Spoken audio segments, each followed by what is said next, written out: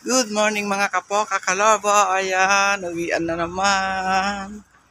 Ngayon na naman lang ako nakapag-video kasi maulan. Kasi si Kapoka nyo hindi pwedeng makapag-live kasi maulan. Kaya ngayon pa lang ako mag-live. Ingat-ingat sa pag-uwi. Bayan. Uwi-uwi na mga kapoka. Ayan. Dahil Ivan, hintayin natin si Kapoka Charlie dito. Walang sasakyan. Lalo galing pa yun ng Ukraine. Sa Ukraine din pupunta siya dito sa Bangladesh. O diba? Kaya hintayin natin si Kapoka Charlie.